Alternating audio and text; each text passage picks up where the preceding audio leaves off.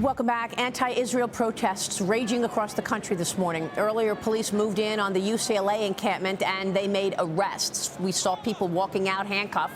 10 anti-Israel agitators were arrested yesterday at the University of South Florida. One had a gun.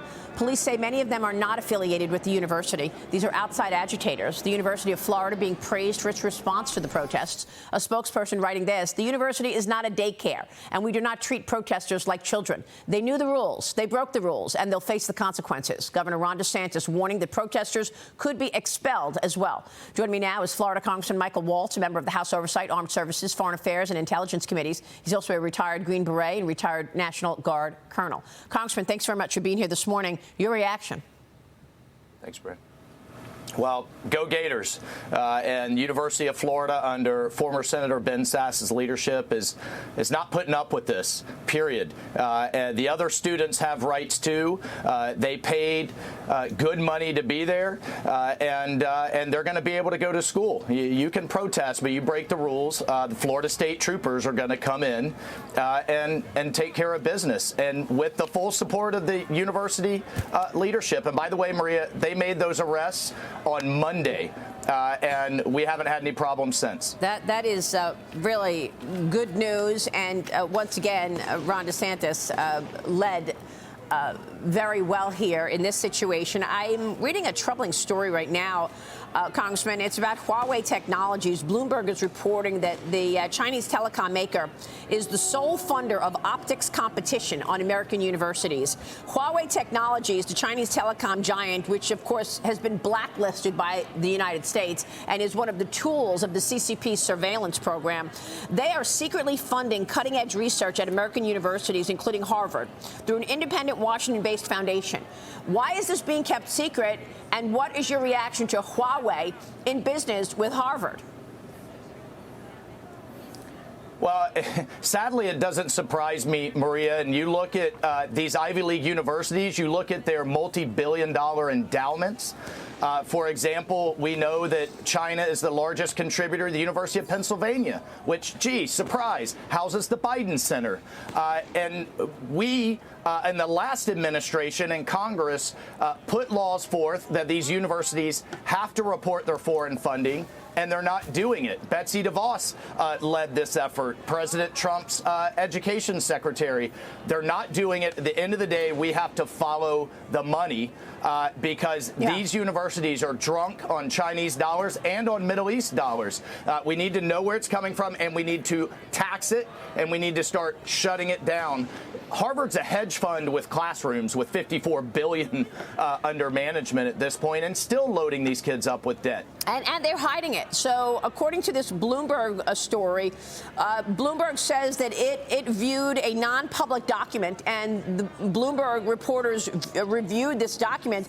And in the document, it says this: the foundation, quote, shall not be required to designate Huawei as the funding source or the program sponsor of the competition. And the existence and content of this agreement and the relationship between the parties shall also be considered confidential information. So in other words, here's Huawei with their hooks into Harvard, okay, a Chinese Communist Party tool at Harvard, and they're agreeing to keep it silent.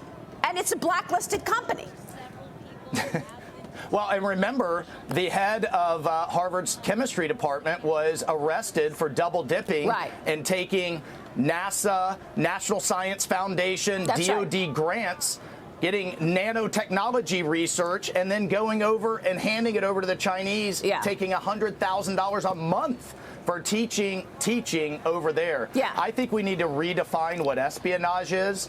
It doesn't have to be classified to be handing over our secrets. And when you're talking about that chemistry professor who was indicted, that was part of the so-called China initiative that Mike Pompeo and Donald Trump put into existence. And what does Joe Biden do the second he walks in the Oval Office? He cancels the China initiative. They don't want to indict people from China who have been stealing intellectual property for decades. So this is one thing that I know James Comer is looking at on whether or not actually Joe Biden got paid for canceling the China initiative.